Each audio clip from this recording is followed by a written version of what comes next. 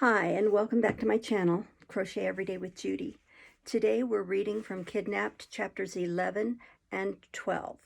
Chapter 11, The Captain Knuckles Under. Alan and I sat down to breakfast about 6 of the clock.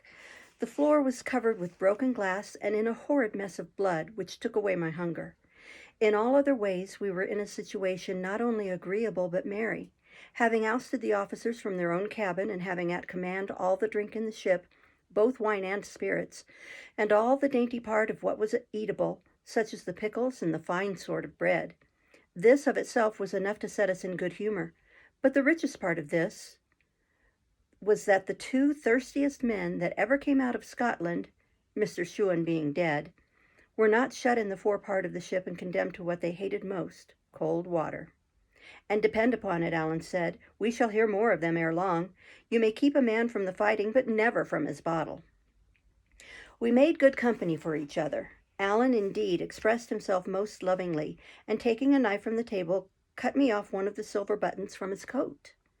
I had them, says he, from my father, Duncan Stewart, and now give you one of them to be a keepsake for last night's work. And wherever ye go and show that button, the friends of Alan Breck will come around you. He said this as if he had been Charlemagne and commanded armies, and indeed, much as I admired his courage, I was always in danger of smiling at his vanity. In danger, I say, for had I not kept my countenance, I would be afraid to think what a quarrel might have followed. As soon as we were through with our meal, he rummaged in the captain's locker till he found a clothes brush, and then taking off his coat, began to visit his suit and brush away the stains with such care and labor as I suppose to have been only usual with women. To be sure, he had no other, and besides, as he said, it belonged to a king, and so behoved to be royally looked after. For all that, when I saw what care he took to pluck out the threads where the button had been cut away, I put a higher value on his gift. He was still so engaged when we were hailed by Mr. Riach from the deck, asking for a parley. And I, climbing through the skylight and sitting on the edge of it, pistol in hand and with a bold front, though inwardly in fear of broken glass, hailed him back again and bade him speak out.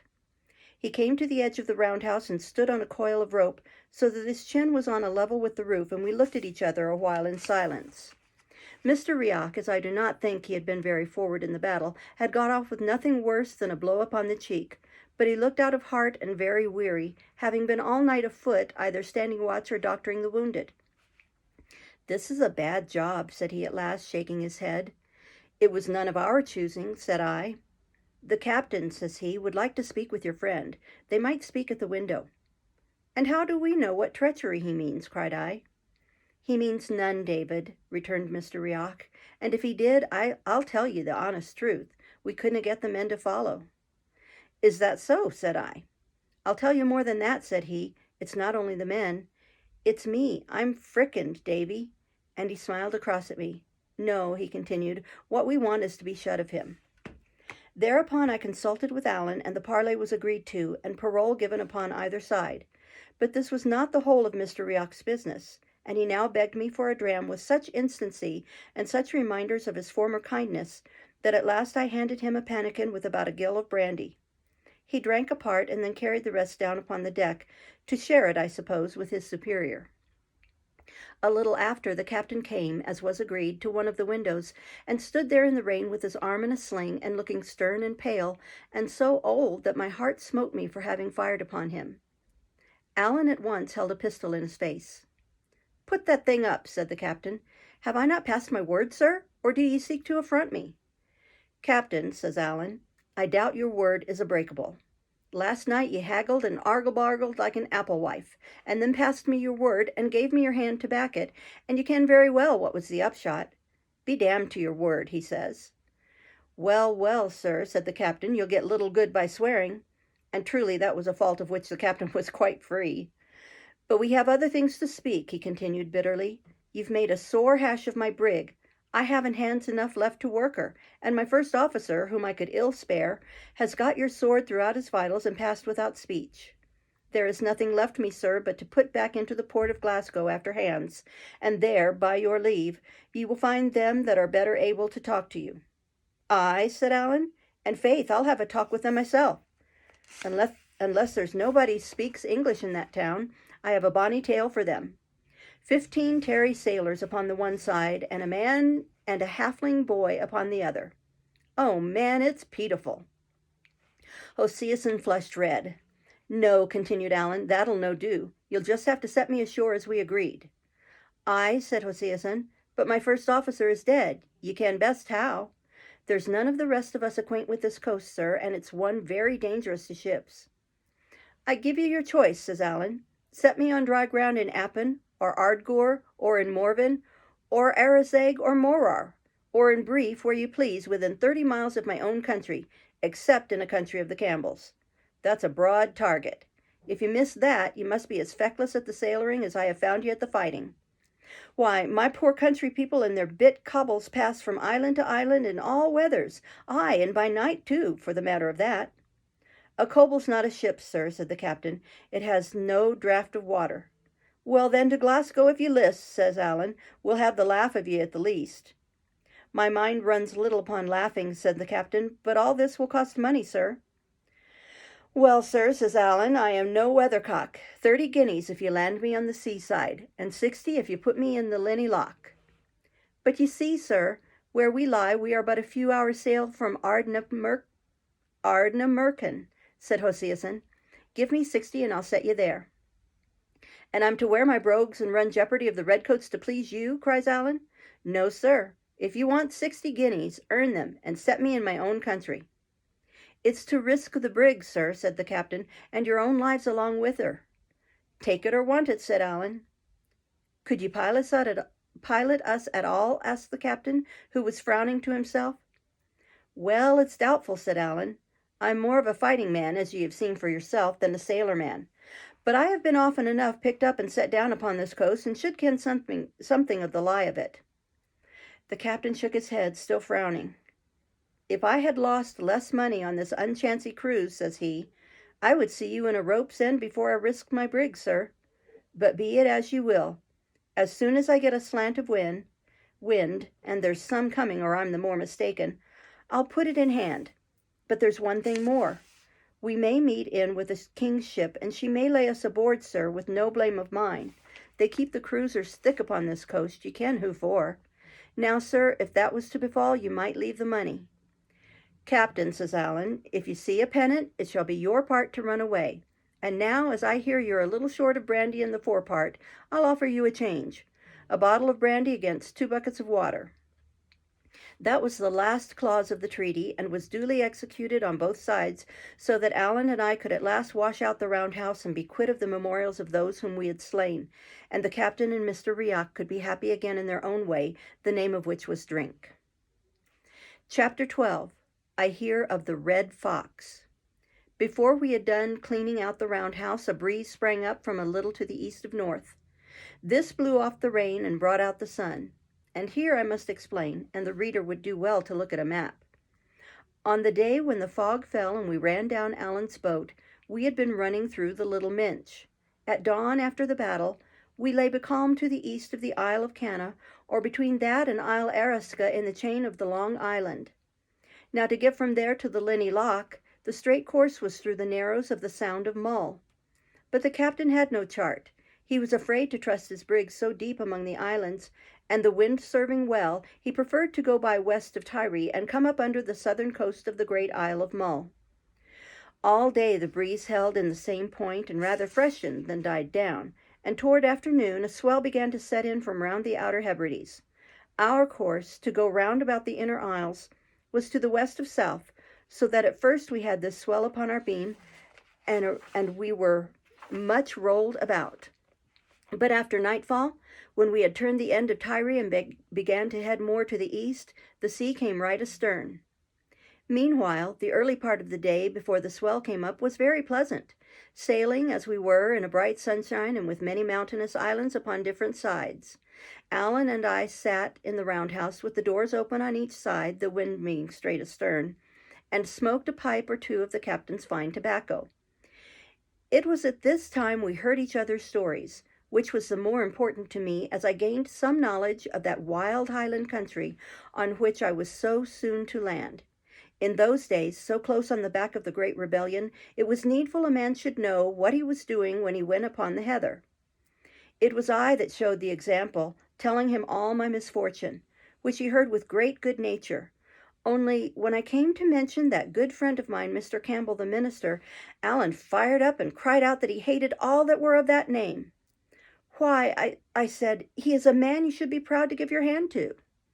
I know nothing I would help a Campbell to, says he, unless it was a leaden bullet. I would hunt all of that name like blackcocks.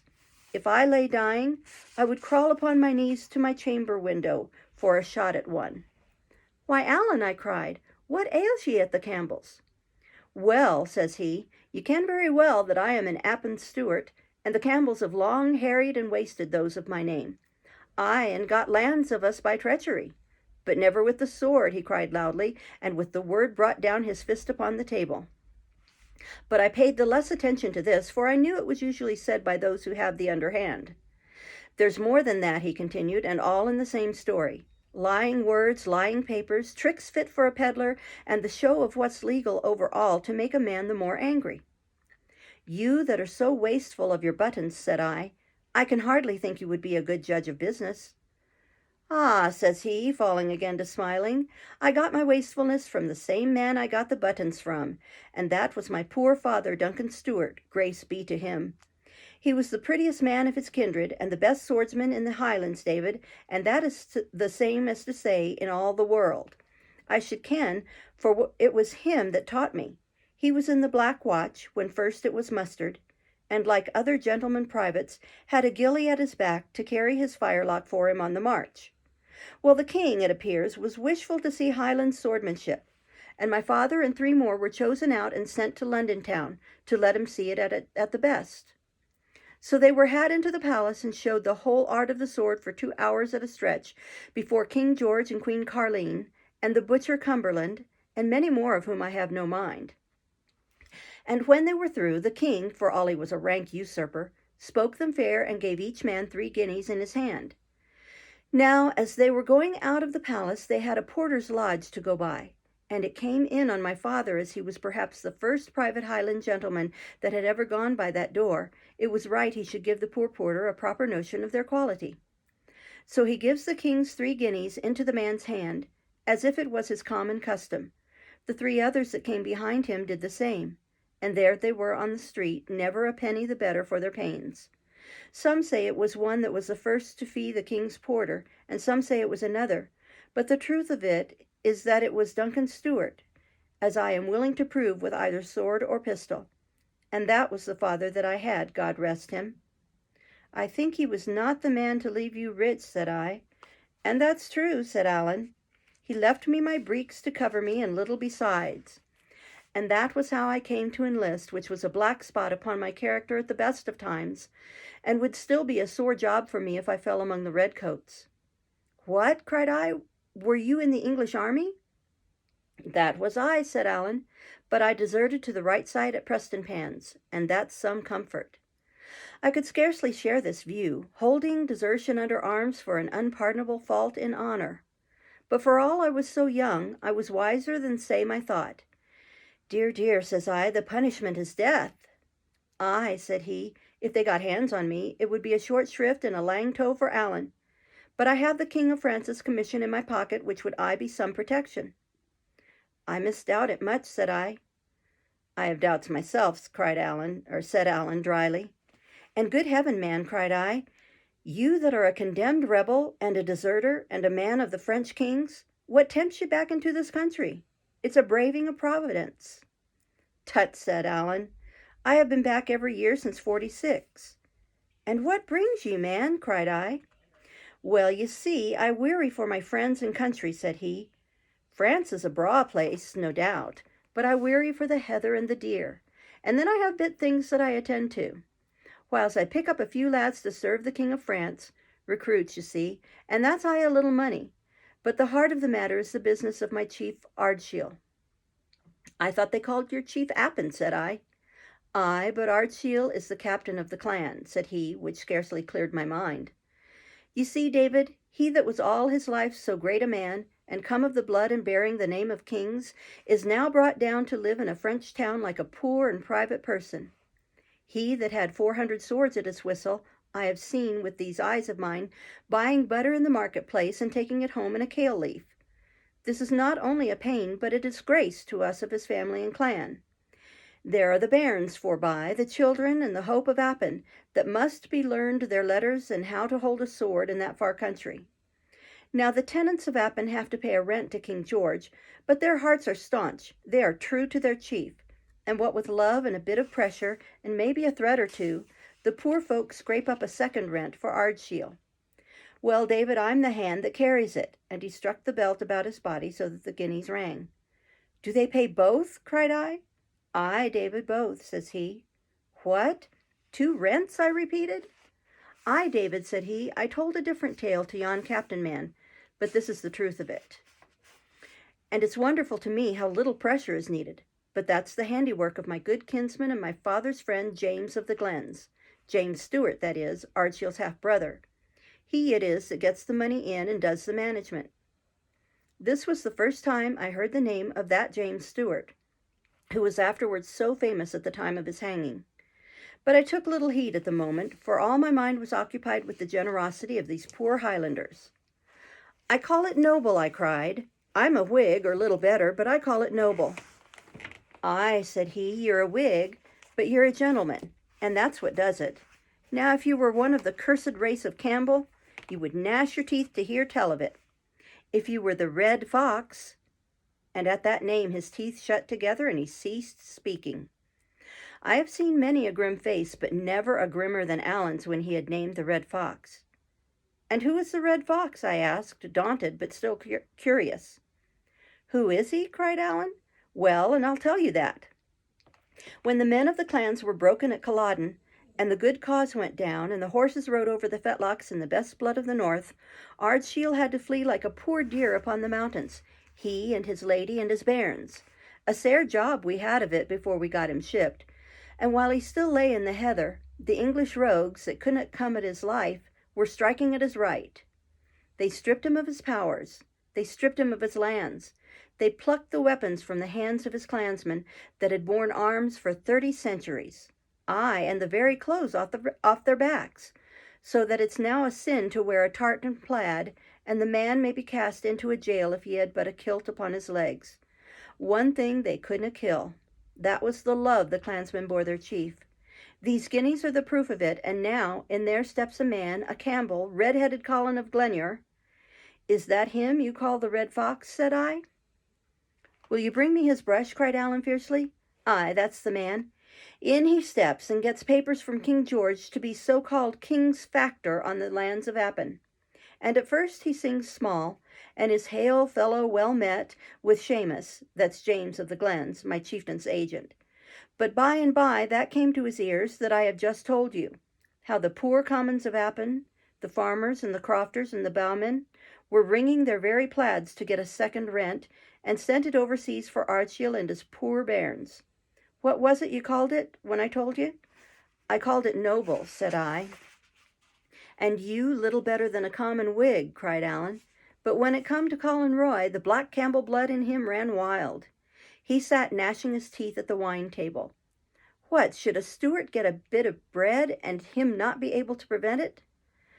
Ah, Red Fox, if ever I hold you at a gun's end, the Lord have pity upon you. Allan stopped to swallow down his anger.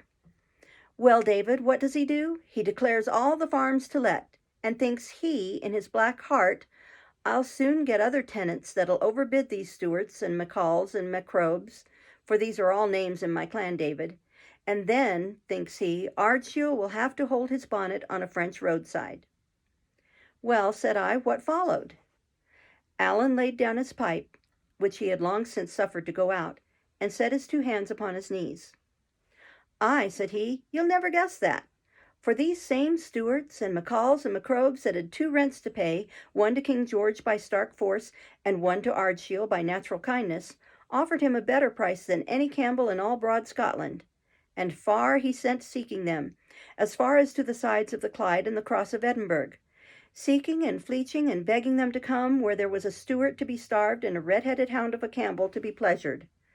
Well, Allan, said I, that is a strange story, and a fine one too, and Whig as I may be, I am glad the man was beaten. Him beaten? Echoed Allan. It's little ye ken of Campbells, and less of the Red Fox. Him beaten? No, nor will be, till his blood's on the hillside. But if the day comes, David man, that I can find time and leisure for a bit of hunting, there grows not enough heather in all Scotland to hide him from my vengeance. Man, Allan, said I, ye are neither very wise nor very Christian to blow off so many words of anger. They will do the man you call the fox no harm and yourself no good. Tell me your tale plainly out. What did he next? And that's a good observe, David, said Allan. Troth and indeed they will do him no harm, the more's the pity. And barring that about Christianity, of which my opinion is quite otherwise, or I would be no Christian, I am much of your mind. Opinion here or opinion there, said I, it's a kent thing that Christianity forbids revenge. Aye, said he, it's well seen it was a Campbell taught ye. It would be a convenient world for them and their sort if there was no such thing as a lad and a gun behind a heather bush. But that's nothing to the point. This is what he did. Aye, said I, come to that. Well, David, said he, since he couldn't be rid of the loyal Commons by fair means, he swore he would be rid of them by foul. Ardshiel was to starve. That was the thing he aimed at. And since them that fed him in his exile wouldn't be bought out, right or wrong, he would drive them out.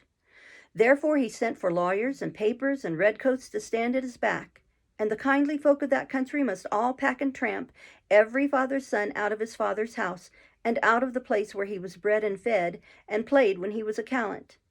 And who are to succeed them? Bare-legged beggars. King George is to whistle for his rents. He maun dow with less. He can spread his butter thinner. What cares Red Colin? If he can hurt Ardshiel, he has his wish. If he can pluck the meat from my chieftain's table, and the bit toys out of his children's hands, he will gang hame singing to Glenure. Let me have a word, said I. Be sure, if they take less rents, be sure government has a finger in the pie. It's not this Campbell's fault, man, it's his orders. And if you killed this Colin tomorrow, what better would you be?